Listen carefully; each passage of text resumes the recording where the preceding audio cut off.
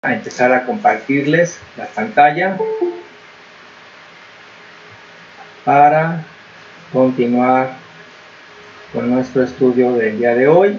Acuérdense que esta es la segunda parte y estamos hablando sobre, de ser invitado a que escuchemos las opiniones de un rabino, de algunos rabinos, para conocer que ellos no creen en nuestro Señor Jesucristo, y la intención, mis hermanos, es que con este conocimiento que escuchamos directamente de ellos, a mí en lo particular, por eso lo comparto con ustedes, me permite entender mejor muchas de las cosas que también luego Jesucristo mismo dice, y los apóstoles, por supuesto, como por ejemplo Pablo, ¿no? Entonces vamos a continuar. Fíjense bien aquí.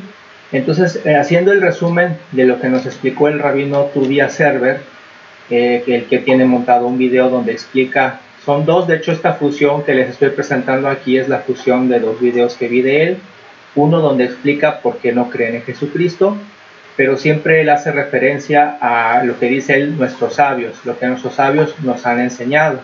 Entonces, pues para poder entender a qué se refería con sus sabios, quiénes son los sabios a quienes él se refiere, los rabinos, obviamente, pues tuve que hacer, ver otro video donde él explica todo el desarrollo de cómo ellos aprecian y valoran las enseñanzas que emanan todas de la Torah.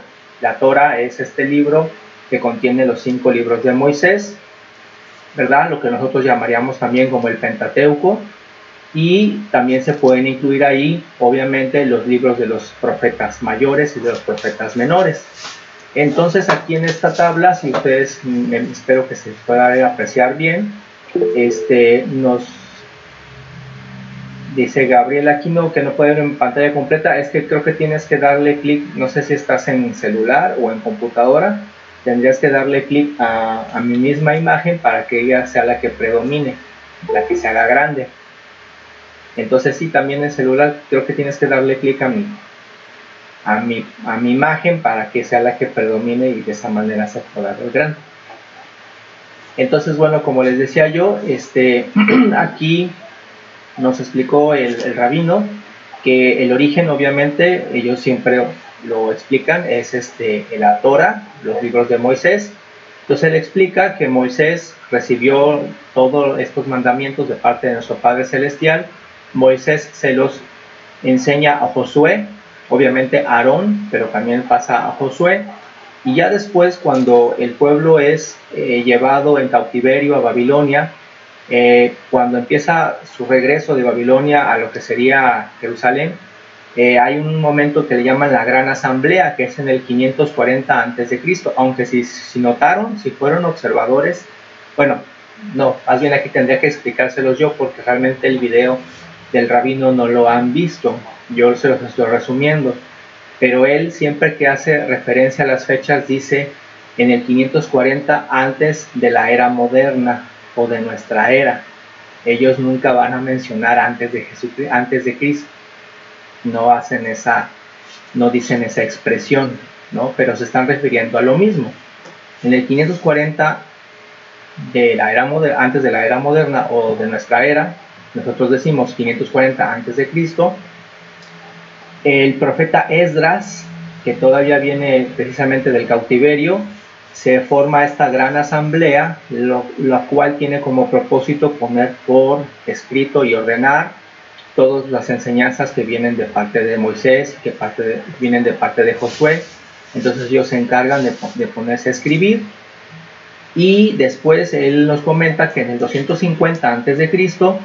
es cuando todas estas enseñanzas que van pasando, ahora sí que de sabio a sabio, se van agregando, ellos consideraban importante pues ponerle explicaciones a lo que sería en este caso todo lo que Moisés enseña, y es cuando vienen los principios rabínicos, ¿sí? Esto se hace a través de escuelas, porque se van creando pequeñas células de aprendizaje que son escuelas, y ahí es donde se va pasando esta información. Si ustedes ponen atención, ya nuestro hermano Jaime muy amablemente y también con mucho detalle nos presentó un estudio de cómo se formó la Biblia, y precisamente esta parte también coincide, ahí viene bien explicada, Y se acuerdan que ahí nos decía Jaime, nuestro hermano Jaime, que cuando se copia un libro de la Torah, un libro de Moisés, es muy estricta se van copiando, ¿sí? Porque es casi literalmente como calcar del original al nuevo. Tienen un estricto protocolo para el copiado de los libros de Moisés. Pero en estas mismas escuelas de enseñanza los rabinos les van creando escritos alternativos que van explicando todos estos principios, y se crean los principios rabínicos. Y luego ahí nos hablaba el rabino de estas leyes, ¿se acuerdan? Que son como 600 y tantas, donde son 200 y tantos preceptos de lo que debes hacer como un buen judío, y 300 y tantos preceptos de lo que no debes hacer, ¿sí? Entonces, pues se le va agregando a todo esto, y viene ya la época de los Sugot, que son estos líderes en parejas. Es la primera parte aquí de la gráfica, los líderes en parejas, que son sabios, que regularmente siempre trabajan en par, y ellos también le van agregando sus explicaciones. Y es aquí, mis hermanos, hay que entender que cuando llegamos al punto cero, no sé si logren observar que aquí hay un punto cero, ahí representa cuando nuestro Señor Jesucristo es crucificado, ¿sí? Obviamente para nosotros como cristianos que leemos el Nuevo Testamento, sabemos que Él es crucificado y que resucita. Pero bueno, para ellos aquí en la historia simplemente lo marcan como el punto cero. Y entonces aquí en estos momentos es cuando, digamos que estos principios rabínicos ya existían cuando Jesucristo estaba haciendo su evangelización. Eso quiero que lo tengan presente. Todos estos preceptos, más las demás explicaciones de los rabinos que se le agregan a la explicación de la Torah, ya existían cuando Jesucristo estaba evangelizando. Después viene el Mishnah, que es todas estas explicaciones que se pasaban de forma oral. Rabino, que lo consideran como muy importante, se llama Yehuda Hasnasi, perdón que lo pronuncie yo seguramente muy mal, no es mi intención ser irrespetuoso, pero una disculpa. Yehuda Hasnasai, él hace este compendio, el que le llama el Mishnah, que es precisamente todas esas explicaciones que se refieren a la Torah, y viene en la época de los Tanaim, así se le llaman a ese momento de los sabios, de los maestros Tanaim, ¿sí?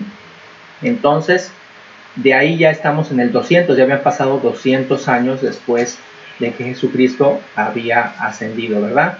Y luego en el 450 después de Cristo vienen los sabios que explican el Mishnah, porque ahora consideran importante también explicar el Mishnah. El Mishnah explica la Torah, y el Talmud, que es así es como entonces se le llama, el Talmud explica el Mishnah, ¿sí? Entonces quiero que tengan presente, espero ser claro, que identifiquen estos tres documentos, estos tres momentos, ¿no? La Torah, que es el origen de Moisés, que es el que nosotros leemos, de hecho. El Mishnah, que viene por parte de este rabino, célebre rabino, que lo hace con la intención de explicar. Acuérdense que ellos, como están migrando en muchos países, yo creo que la intención de estos rabinos era decir, necesitamos dar instrucciones para que no importa en dónde esté nuestro pueblo, todos puedan coincidir y entender la Torah de la misma manera. Algo como que, no sé si decirlo así, como para evitar lo que nos ha pasado a nosotros un poquito en el cristianismo, como nos mencionaba nuestro hermano Jaime en su estudio pasado. Vemos todas las ramificaciones del cristianismo hasta el día de hoy, porque efectivamente cada congregación, cada grupo interpreta el Antiguo y Nuevo Testamento como quiere, ¿no?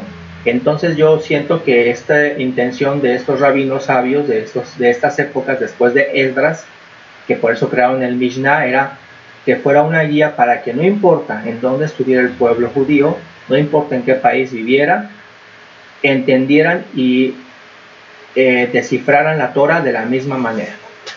Pero luego entonces, cuando viene el 450, que es el tiempo después, ¿verdad? Hay un Mishnah hebreo, un Mishnah escrito en hebreo, y uno que le llaman el Guemará, que está escrito en arameo. Y cuando se juntan estos dos, que es en la época de los Amoraim, se crea el Talmud. ¿sí? Y entonces el Talmud recoge todavía más conocimiento oral, porque también aquí tiene mucho que ver con la tradición oral, que no está escrita en el Talmud, en la Torah como tal, y se crea el Talmud.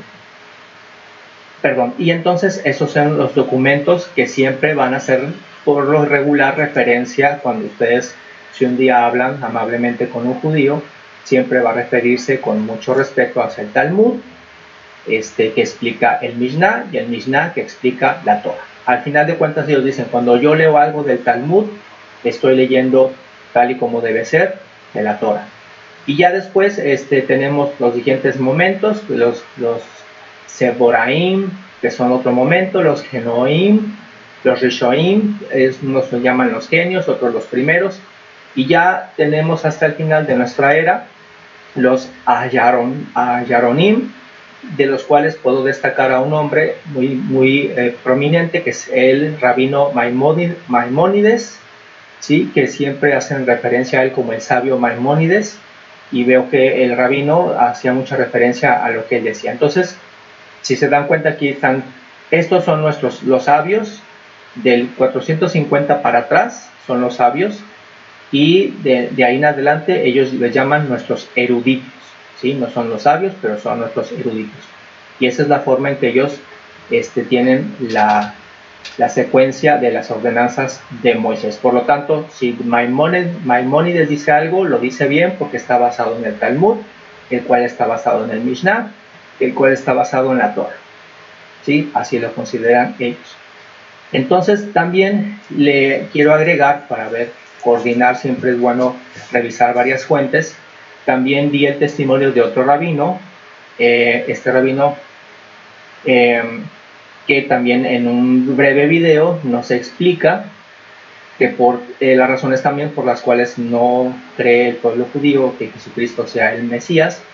En el primer punto dice, porque Dios no puede tener una forma humana. Ellos, de acuerdo a algunas palabras que precisamente vienen en el Pentateuco, pues dice que Dios no puede ser representado de ninguna manera por nada que está en la tierra. Entonces ellos consideran que la figura de Jesús sería una representación humana de Dios, y eso lo ven como una contraposición a la ley de Dios. 2, el Mesías, dice él que no manejan a ellos la idea de que el Mesías venga 2 veces. Él dice, cuando el Mesías viene, tiene que restablecer el templo, reconstruirlo, tiene que traer paz mundial, y tiene que hacer que los judíos regresen a Israel de una vez. Dice, y ustedes nos dicen que ellos siempre dicen, Jesús fue asesinado. Así es como se refieren a él. Jesús fue asesinado, entonces eso que venga otra vez, no funciona, ¿no? El Mesías solamente viene una sola vez. Y luego, ellos, curiosamente, en el otro video del otro rabino, yo me di cuenta que precisamente nunca menciona la palabra fe. Y aquí este rabino sí nos explica y dice que el postulado teológico de la fe, ellos lo consideran como algo inconsistente, porque si ustedes son observadores, se dan cuenta que en la ley de Moisés precisamente dice que el hombre se justifica ante Dios, y eso también nos lo enseñó ya nuestro hermano Jaime, que precisamente la ley dice que el hombre se justifica ante Dios si cumple la ley, ¿sí? El hombre debe primero cumplir la ley para entonces hallar la gracia de Dios y su bendición. Si no la cumple, entonces no. Entonces, cuando nosotros hablamos de Jesucristo, que habla de la fe, que por fe la gracia entra, entonces ellos lo ven de entrada. Obviamente no han leído más, pero de entrada consideran que es una contradicción, porque entonces dicen, ¿cómo es que ahora por fe, nada más por el hecho de que tú creas en Jesucristo, ya tienes la gracia, y entonces ¿dónde están tus obras? Entonces él por eso dice que no lo ve una contradicción. Y también dice que consideran que Jesucristo quería abrogar la ley de Moisés, ¿sí? Entonces, en otras palabras, veo que el concepto de la fe para ellos, al menos como explica esos rabinos, no coincide. Ahora, vámonos a Mateo 23.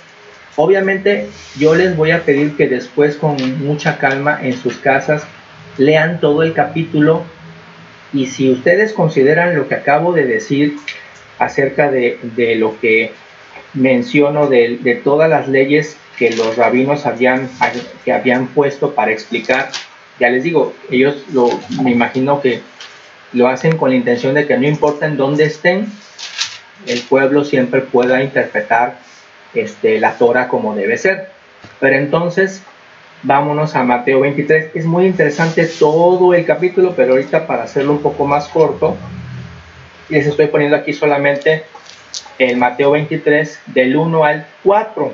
Ahí se me fue un poquito, es del 1 al 4, aquí Mateo 23 del 1 al 4. A ver, nuestra hermana Mercedes, si nos gusta leer Mateo 23 del 1 al 4.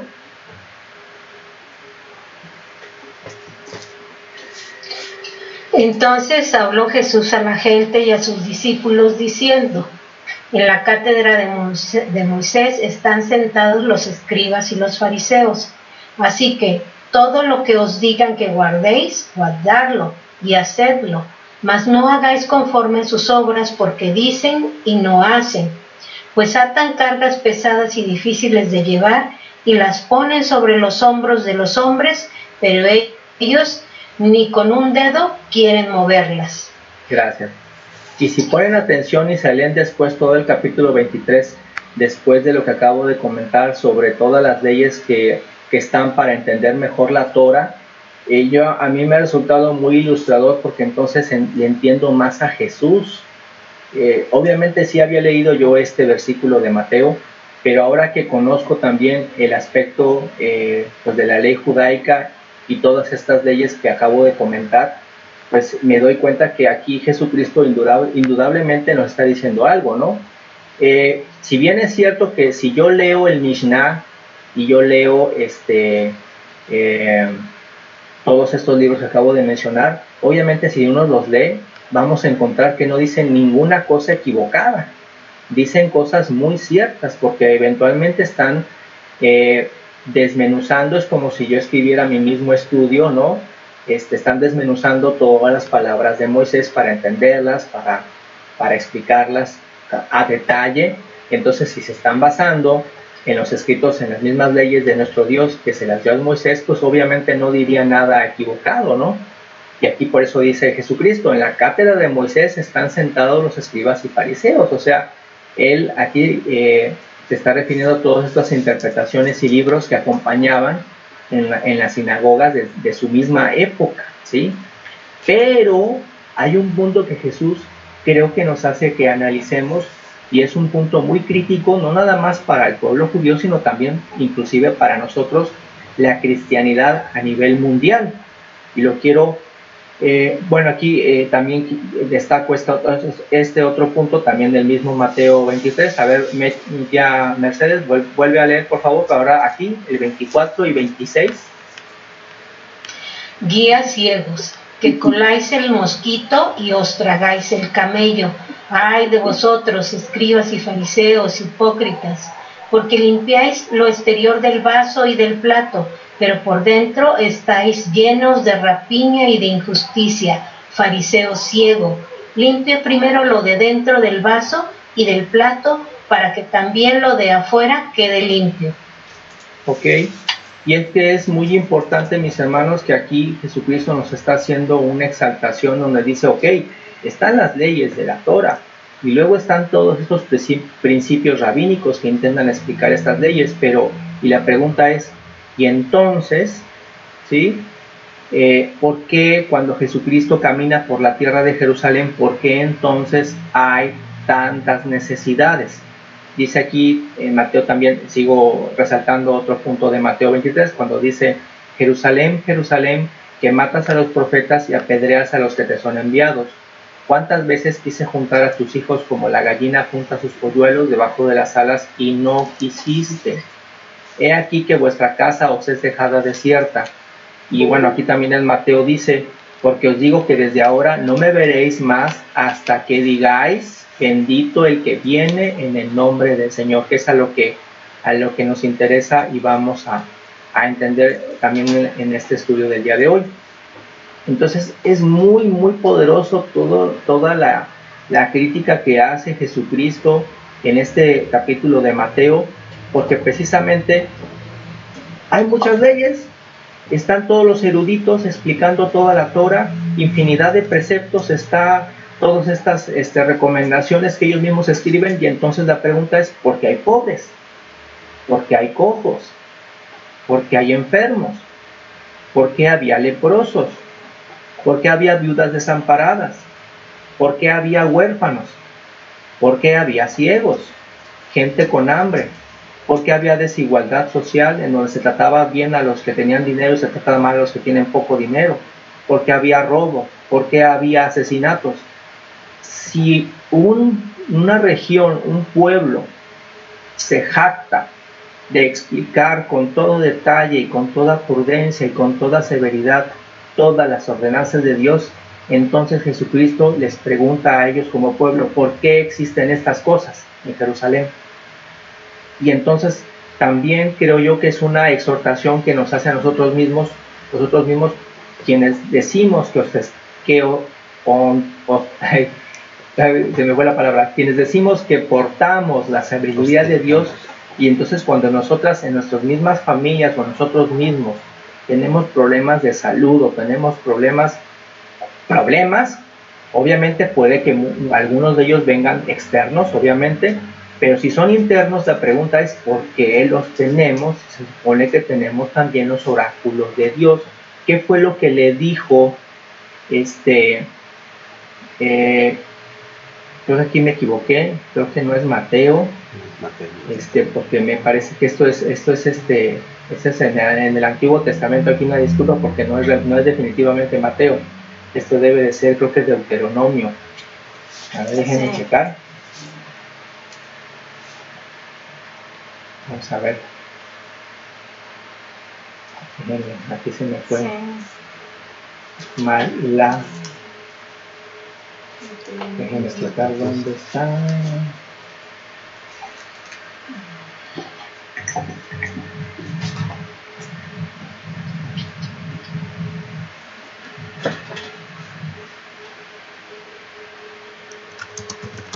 Sí, es Deuteronomio 4. Déjenme lo corrijo.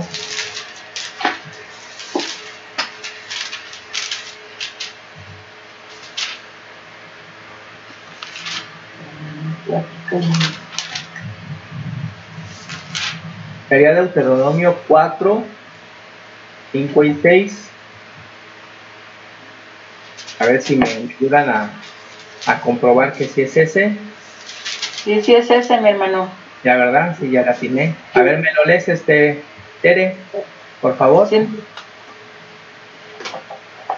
Dice, mirad, yo os he enseñado estatutos y decretos como Jehová mi Dios me mandó, para que hagáis así en medio de la tierra en la cual entráis para tomar posesión de ella.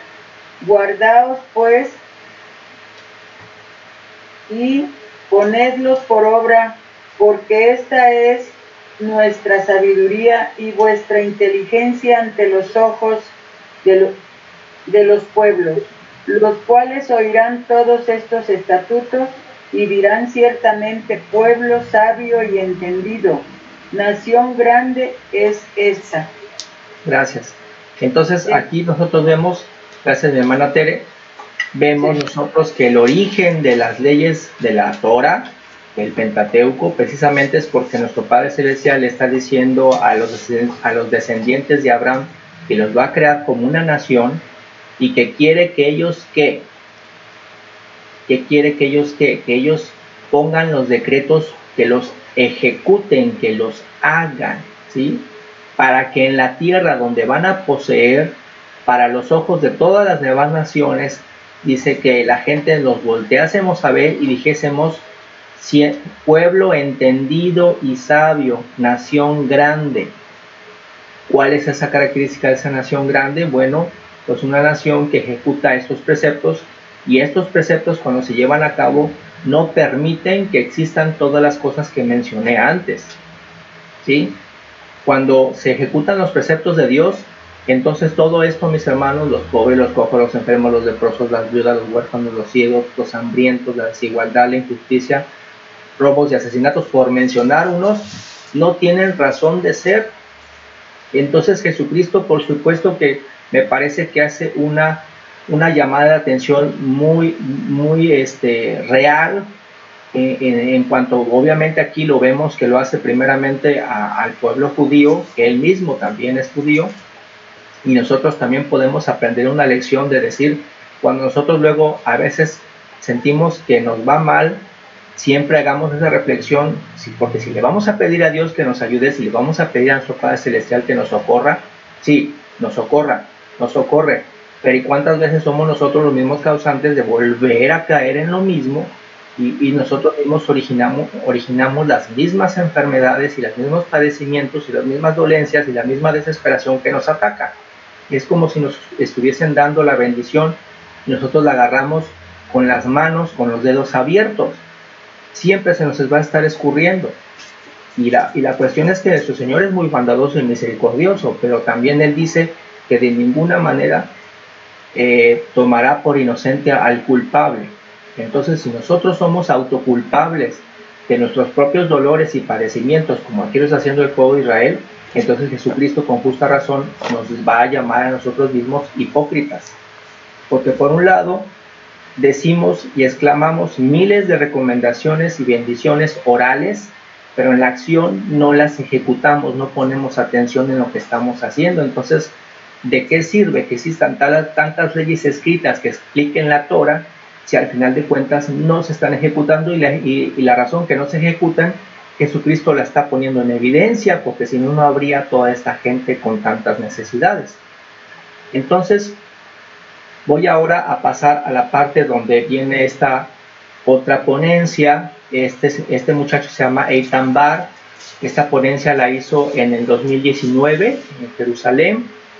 Y él es un judío joven, nacido en Jerusalén, de allá. Entonces es muy interesante también conocer su experiencia. Pero lo bonito de esta parte, ahora sí, de esta historia, es que él ya es de los pocos judíos que ahora ya creen en Jesucristo. Se están dando cuenta de que Jesucristo es su Mesías. Y esa es la parte que también me gusta mucho, de cómo él nos narra esa experiencia que él mismo ha llevado. Y también comienza explicándonos por qué primero no creía. Este dato él lo da en su ponencia cuando empieza. Según él, la verdad, este dato, pues yo solamente me baso en lo que él comenta, no sé de dónde lo haya sacado, pero dice que cuando el Estado de Israel se fundó, ¿se acuerdan que lo vimos en el estudio anterior? Fue el 14 de mayo de 1948. Desde que el pueblo judío fue invadido por los romanos y después los romanos destruyeron el segundo templo de Salomón, y que todos se esparcieron por toda la tierra, no regresaron sino hasta esta fecha, cuando precisamente después de la Segunda Guerra Mundial se les pidió que regresaran. Yo me acuerdo que mi abuela, nuestra hermana Mercedes, me platicaba que ella aquí en Veracruz se hizo de amistad de algunas personas judías, y como conocían la forma en que ella hablaba acerca de Jehová, pues la invitaron, algo que es muy poco común, a presenciar las pláticas que les daban a ellos, los judíos que vivían aquí en Veracruz, para invitarlos a que regresaran a Jerusalén y vivieran allá, y les mostraban cómo usaban la tecnología de quitar el agua salada al mar para poder hacer reverdecer el desierto y hacer que se pudiera cultivar y todas esas cosas, ¿no? Entonces, él dice, este muchacho, que cuando se fundó el Estado de Israel, también es interesante que lean en la historia, cuando se hizo esta fundación del Estado no fue fácil, porque todas las naciones circundantes a Israel, se incluye, me parece que son los egipcios, los árabes, y todos los que están alrededor, se unieron en contra de los israelitas, y sin embargo ellos tuvieron lo que le llaman la guerra de los 6 días, y en 6 días ellos vencieron a todos los ejércitos peleando ellos solos. Tengo entendido que creo que sí recibieron, el único apoyo fue que Estados Unidos les dio armas, pero ningún soldado estadounidense peleó al lado de ellos, solamente pelearon puro soldado israelí, y ellos solos vencieron. Decía mi abuela que En esos tiempos mi abuela todavía no conocía el Evangelio, pero se acuerda que en un periódico, no sé si fue un periódico nacional o local, habían puesto en titulares, decía Jehová les ayudó, refiriéndose a cómo habían peleado los israelitas contra todas las naciones de Medio Oriente. Entonces él comenta que en ese momento solo había 30 personas judías creyentes en Jesucristo. Y hoy día, que hay 9 millones de habitantes en Jerusalén, solamente el 0.3% son personas que creen en Jesucristo y que son judíos nativos. Entonces la pregunta que él hacía es cómo es posible que en la tierra de Jerusalén, donde Jesús precisamente predicó y de donde surgieron los evangelios, nunca se predica. Entonces él dice, después de más de 2000 años, el evangelio nuevamente se está predicando en Israel. Él tiene un doctorado en teología y también tiene estudios en uso de los medios audiovisuales, y él conoció en particular acerca de Jesús, no en Jerusalén obviamente, sino cuando hizo un viaje de prácticas en Canadá, a través de la práctica de un gentil, o sea, una persona como nosotros. Entonces él, en su ponencia, también primero nos habla de las razones por las cuales un judío en Jerusalén regularmente no cree en Jesús. La razón número 1 la considera así, es el reemplazo teológico y el antisemitismo. Voy a explicar a qué se refiere con ellos. Primero, el reemplazo teológico. Aquí él comenta que la iglesia del primer siglo, la iglesia cristiana que se formó ya una vez que los apóstoles ya no estaban, que viene seguramente con esta conversión del Imperio Romano al cristianismo, en un principio no sabían qué pensar con Israel, porque para ellos les había quedado claro que la mayoría de los ciudadanos en Israel rechazaban la figura de Jesucristo. Y más adelante también voy a explicar por qué la rechazaban. Entonces ellos pensaron, si el pueblo o los judíos que viven en Jerusalén rechazan a Jesucristo, pero nosotros sabemos que Jesús es el Hijo de Dios, entonces quiere decir que entonces también Dios ha rechazado al pueblo judío. Eso es un pensamiento que vino de la iglesia cristiana de los primeros siglos. Vuelvo a explicar. La iglesia cristiana que apenas estaba surgiendo con la conversión del Imperio Romano al cristianismo, dijeron, ¿qué hacemos con los que viven en Jerusalén o los judíos que no aceptan a Jesús como el Hijo de Dios? Entonces, si no lo aceptan, quiere decir que entonces Dios los ha rechazado. Y entonces, si los ha rechazado, entonces creo que nosotros lo que tenemos que hacer es matarnos, ¿sí? Entonces, ¿por qué? Porque decían ellos, ¿qué son ellos? ¿Quiénes son estos pueblos? Este judío son un pueblo sin territorio, porque a partir de ese entonces realmente Jerusalén quedó invadida, ¿sí? Invadida por muchos otros pueblos. Entonces decían, los judíos no tienen territorio, ¿sí? Y entonces dicen, como Israel rechazó el evangelio, porque precisamente los ciudadanos de Jerusalén rechazaban los escritos de Pablo y de los demás apóstoles, entonces quiere decir que la promesa que era para ellos ya no es para ellos, ahora es solamente para nosotros. Entonces ese es el reemplazo teológico. Sin embargo, si ustedes consideran estas palabras que estoy diciendo ahorita, cuando lean Romanos 11, y en Romanos 11 precisamente esta carta ahora la entiendo todavía, me parece con más profundidad, porque en Romanos 11 precisamente el apóstol hace un tratado que habla sobre este problema, ¿sí? Porque ya desde la época de este apóstol ya existía esta idea en donde se decía, bueno, entonces, ¿qué hacemos si el judío ha rechazado el llamamiento de Jesucristo? Y obviamente aquí el hermano nos hace una reflexión en donde, por supuesto, no es que Dios los haya rechazado, que ese fue un grave error que cometió el cristianismo en autonombrarse como ejecutor de la voluntad de Dios, y eso es algo muy peligroso, mis hermanos, cuando a veces nosotros, invadidos por una, pues yo más bien diría que es como no es un celo de Dios, es un orgullo, una vanidad de uno se cree que uno es ahora el paladín de Dios y que uno entiende al 100% y va a pelear por él, y por lo tanto tengo carta limpia para pues, para agredir a otros, ¿no? Léanme Romanos, aquí nada más puse Romanos el capítulo 1, ¿sí? Pero, a ver, no sé si me van a oír, me gusta leer Romanos 1.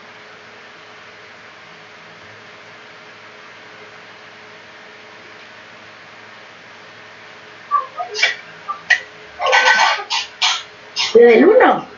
Ajá. Dice Pablo, siervo de Jesucristo, llamado a ser apóstol, apartado para el Evangelio de Dios, que él había prometido antes por sus profetas en la Santa Escritura. Perdón, es Romanos 11, a partir del 1. 11. Ajá, perdón. Digo pues, ¿ha desechado Dios a su pueblo? De ninguna manera, porque también yo soy israelita de la descendencia de Abraham, de la tribu de Benjamín. No ha desechado Dios a su pueblo, al cual desde antes conoció, o no sabéis que dice Elías, la Escritura, como invoca a Dios contra Israel diciendo, Señor, a tus profetas han dado muerte, y tus altares han derribado, y solo yo he quedado y procurando matarme. Pero ¿qué le dice la divina respuesta? Me he reservado 7,000 hombres que no han doblado las rodillas delante de Baal. Así también aún a este tiempo ha quedado un remanente escogido por gracia. Y si por gracia ya no es por obra, de otra manera la gracia ya no es gracia. Y si por obra ya no es gracia, de otra manera la obra ya no es obra. Hasta ahí ahorita.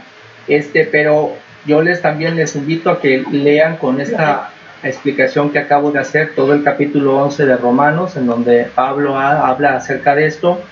Y algo que me gustó mucho es que este mismo muchacho, él dice, yo soy ahora un remanente de Israel, en donde me parece que es interesante entender que, por supuesto, esta idea que en algún momento el cristianismo tuvo de decir, si ellos rechazan a Cristo, entonces Dios los ha rechazado a ellos, matémoslo. No, ese fue un terrible y gravísimo error, porque de ninguna manera ese era el mensaje. Porque como dice aquí nuestro hermano Pablo, siempre ha habido un remanente de judíos que han aceptado a Jesucristo, y como ahora ese muchacho dice, ahora yo soy parte de ese remanente de Israel que cree en el Mesías, y que el Mesías es Jesús, tal y como hoy lo reconozco, ¿no? Entonces eso es algo muy importante, pero bueno, esta es una razón por la cual él explica de por qué el pueblo judío, viendo esta acción por parte del cristianismo, entonces se sienten agredidos, porque entonces este reemplazo teológico lleva a lo que es el antisemitismo. El antisemitismo es un pensamiento en contra del pueblo judío, justificándose de manera errónea y perversa en esta idea de que Dios los había rechazado y que ahora entonces tú como cristiano tienes la libertad de matarlos. Entonces vemos que vienen las cruzadas, en donde los soldados cristianos mataban a los judíos. Viene la Santa Inquisición, en donde también ellos llegaban y querían convertir al judío al cristianismo a la fuerza, como muchas de estas cosas siempre ha hecho la Iglesia Católica, a la fuerza, ¿sí? En el pasado, nada de que o besas la cruz o te mueres. Y esa es una abominación. En ninguna parte nuestro Padre Celestial ha hecho algo semejante. Y también contra el pueblo judío. Luego hubo otras cosas más espantosas, que son los famosos pogromos, que son, históricamente el término se refiere a ataques violentos por parte de poblaciones no judías contra los judíos, como por ejemplo en el Imperio Ruso, pero también en otros países. Se cree que el primer incidente se registra como un pogromo en el disturbio antisemita de Odessa de 1821. ¿Y saben qué son estas cosas, mis hermanos? Estos pogromos son precisamente que llegaban a las colonias judías y les empezaban a quemar todos sus bienes, y ahí los masacraban a todos. O sea, imagínense esa cosa tan horrorosa, y que precisamente hacían ellos en el nombre de Dios. Y no termina ahí la lista. También hubo cosas como las llamaban los libelos de sangre, Los libelos de sangre son calumnias de sangre que fueron acusaciones en las que se afirmaba que los judíos cometían crímenes empleando sangre humana durante sus rituales religiosos, en especial la Pascua. Esta práctica calumniosa de los primeros siglos de nuestra era tiene su origen en Europa medieval. Y aquí nada más para que vean todas estas fechas de algunos libelos de sangre que están registrados, que comienzan desde el 1144 en Inglaterra, también tenemos en Francia, o sea, eran como linchamientos, porque llegaban y decían, no, pues es que los judíos hacen esto, agarran a los niños cristianos y los sacrifican y usan su sangre para hacer sus ritos. Y aquí vean nada más esta lista tan espantosa: Bélgica, España, Inglaterra, Alemania, Alsacia, Alemania, otra vez Suiza, Tirol, Trentino, España, Hungría, Siria, Hungría, Bohemia, Rusia y hasta Polonia. En 1946 hubo estos linchamientos en contra del pueblo judío. Y ya para acabar, como de que no, la Segunda Guerra Mundial con Hitler y los nazis. Y que los judíos veían que el Papa de Roma, en este caso era Pío XII, se saludaba con Hitler, porque precisamente Hitler decía que ellos, el pueblo alemán, eran los verdaderos descendientes de Adán. Entonces, mis hermanos, yo les pregunto a ustedes, si tus padres y tus abuelos te platicaran todas estas cosas que el pueblo cristiano le ha hecho a tu familia, ¿qué piensas tú? ¿Qué piensas tú? ¿Qué piensas tú del nombre de Jesús? Cuando te dicen que a tus ancestros, tus padres, tus abuelos, todas estas cosas les han hecho en el nombre de Jesús. ¿Qué pensarías tú como judío? Díganme. Desprecio. Pues estar en contra no de ellos, ¿no? Que obviamente que Jesucristo ha sido su primer enemigo. O sea, para ellos, creo que me queda muy claro que si tú esto le enseñas a un niño chiquito, y no son inventos porque están en la historia, pues realmente tú dices, es que no me menciones ni siquiera me menciones el nombre de Jesús. Porque estos son, obviamente, sabemos que esos son crímenes de la humanidad, no son crímenes de Jesús. ¿Sí? Esas son abominaciones, creo que por eso se refieren del Apocalipsis a la ramera.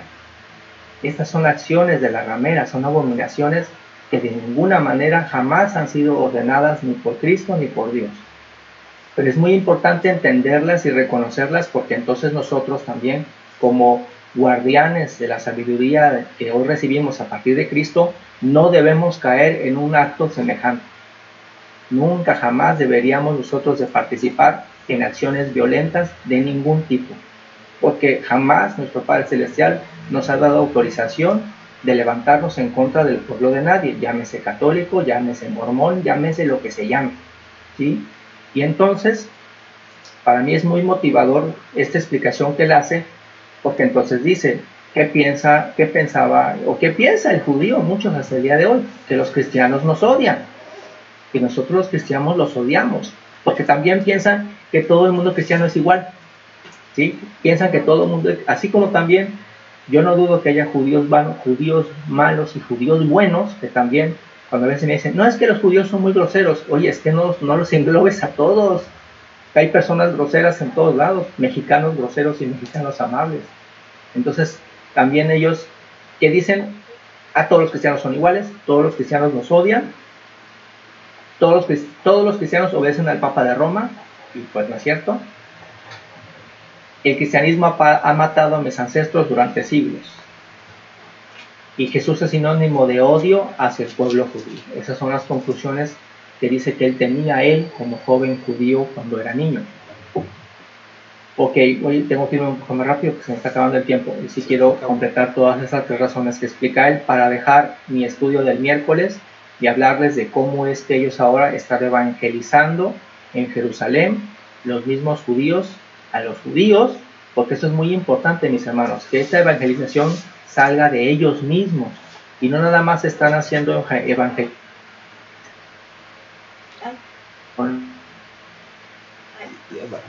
¿Sabes?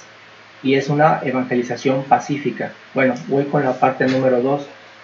Él le llamó así la teología dual del pacto, de que el judío cree que no necesita a Jesús. Dice así, él habla de que, bueno,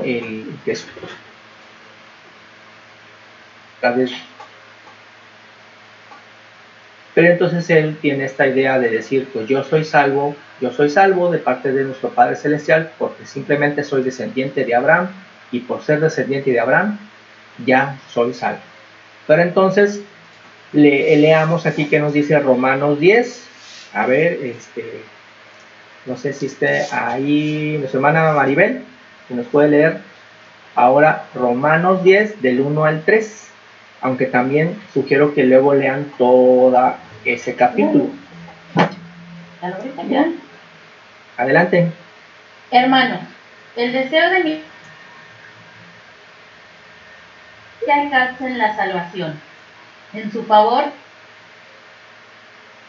y a Dios.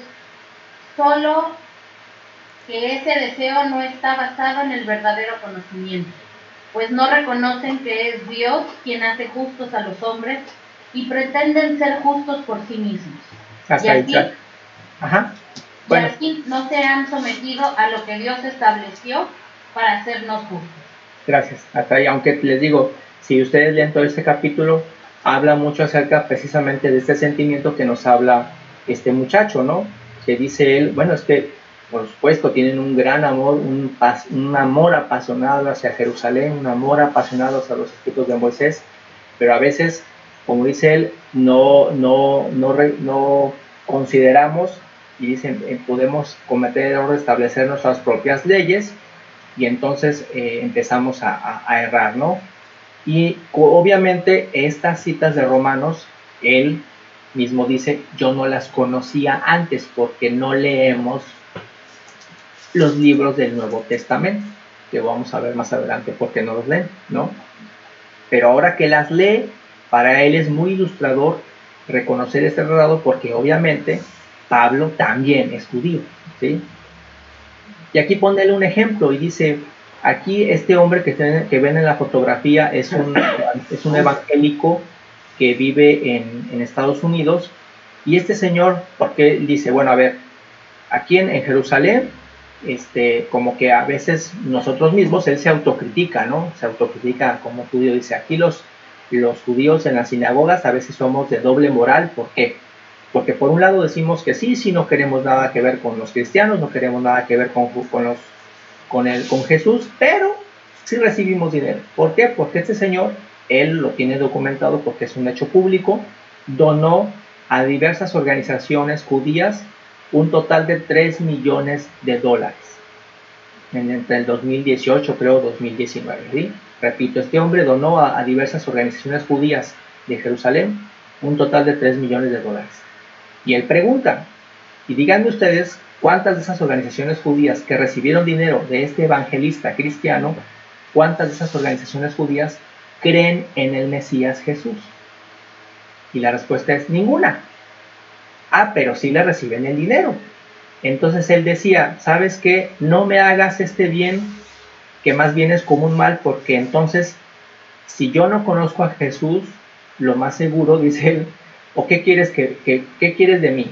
Si tú amas realmente a Israel, no me mandes dinero. Si amas a Israel, mejor háblame del Mesías, porque si no, si yo ignoro las bendiciones del Mesías, pero solamente me mandas dinero para construir sinagogas, para no tener hambre, dice, entonces él hizo una expresión de, entonces me estás mandando al infierno con la panza llena,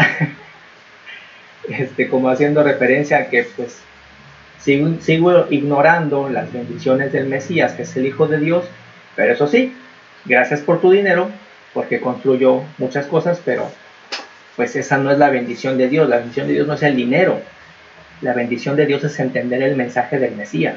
¿Sí me entienden? No sé si entendí, si expliqué la idea que él aquí menciona, ¿no? Por eso dice, amor ciego a Israel es igual a un amor político, no, pues no va por ahí.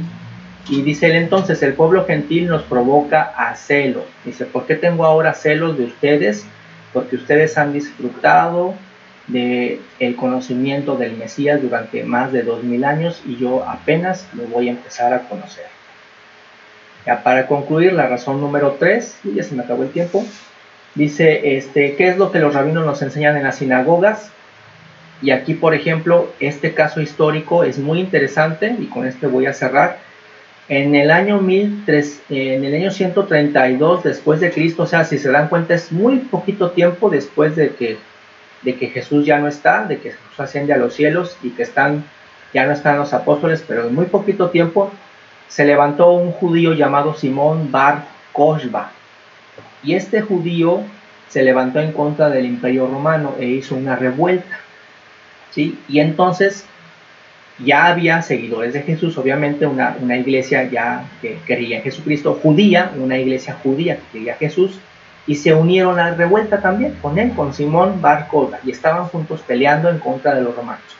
Pero entonces un rabino llamado Akiva ben Yosef dijo, Simón Bar Kokhba es el Mesías, ¿sí? Así declaró este rabino. ¿Por qué? Porque le vio todas las características que vimos la vez pasada, que decía el otro rabino, y entonces él dijo, este Simón es el Mesías.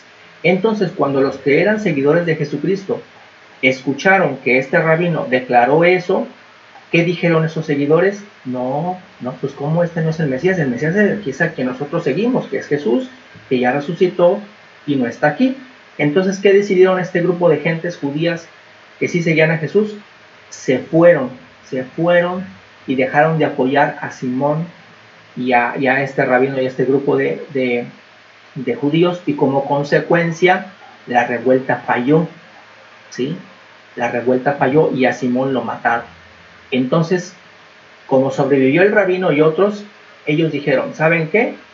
Estos que eran nuestros hermanos y que seguían a Jesús y que se fueron, nos traicionaron en el nombre de Jesús. Por lo tanto, a partir de ahora en adelante, no queremos a judíos en nuestras sinagogas que hablen de Jesús, ¿sí?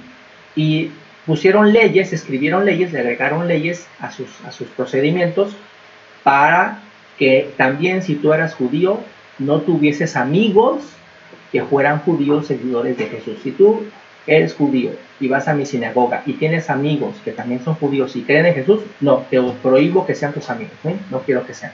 Y por eso entonces, hasta el día de hoy, como él comenta, en las sinagogas hay esta orden en la cual no se lee a Jesús, porque Jesús es el enemigo, ¿sí? Los rabinos enseñan sobre el Mesías en las sinagogas, y también hay historias falsas de Jesucristo en el Talmud. Aquí ya me lo voy a reservar para el día miércoles, cuando les hable un poquito acerca de eso, y quisiera yo entonces concluir en esta parte, pero bueno, esto aquí ya esta última parte que viene sobre cómo están evangelizando, ya lo platicaré entonces el miércoles, que cierro este tema, ¿no? Con la tercera parte, que créanme que la tercera parte es muy bonita, porque todo este camino que hemos hecho, yo lo hago con la intención de que, como él dice en una parte en su plática, dice, yo espero que nos perdonen, dice, no nos odien, dice, porque reconocemos, como decía, tengan la misma misericordia que Jesús se refirió a nosotros cuando dijo, Señor, perdónalos porque no saben lo que hacen. Y yo creo que entiendo esa parte de ellos, de ese profundo dolor que han sentido por el paso de los siglos, porque efectivamente la humanidad no hemos sido muy crueles, en general. Tal vez ustedes dirán, nosotros no les hemos hecho daño, ¿no? Pues sí, nosotros personalmente no les hemos hecho daño, qué bueno. Pero como respondemos como el pueblo gentil, efectivamente ha habido mucho dolor. Y lo que hace Jesucristo a través de su evangelio es destruir ese dolor, ¿sí? Esa es la fuerza de su evangelio, esa es la fuerza que ellos están dando cuenta ahora, de que eso que fue negado por malentendidos, porque pues hubo malentendidos por ambos lados, pues ya es tiempo de que se acabe, porque lo bonito que él dice al final, dice, porque sabemos entonces que en la mayoría en que nosotros reconozcamos todos en Jerusalén que Jesús es el Mesías, sabemos que con eso provocamos más su venida, su regreso. Y así está en la profecía del Apocalipsis, cuando se levantan los dos testigos, ¿sí? Habla muy bien de los dos testigos, que es esta fuerza que debe cubrir estas dos, el buen olivo, que son ellos, que bien lo dice Pablo, no pienses que Dios los ha rechazado a ellos, porque, digo, han sido duros, pero Él los mantiene, entonces si tú eres el buen olivo injertado, pórtate bien, porque si a ellos les dio con dureza por su testarudez, si nosotros que somos injertados somos también testarudos, no creas que te va a perdonar por tu testarudez. Entonces yo creo que mi intención de esta narrativa es, espero que haya yo logrado que vean, que conozcan también, el que nosotros conozcamos de lo que ellos viven, no es de ninguna manera, no lo veo que es porque nos vamos a volver al judaísmo, de ninguna manera, pero entenderlos nos permite apreciar con más plenitud el mensaje de Jesucristo, porque también su pueblo está estrechamente relacionado con nosotros. Y pues bueno, el miércoles cerraré acerca de este movimiento que ellos están haciendo y que me parece muy bonito, porque pues yo espero que les vaya bien. Es difícil para ellos porque uno parecería, hoy nosotros aquí hablamos todavía en Jesús libremente, pero curiosamente en Jerusalén no se puede hablar tan libremente de Jesús. Dentro de las familias hay mucho resentimiento. Entonces los primeros que se están atreviendo a creer en Jesús en sus familias son los que son rechazados ahorita.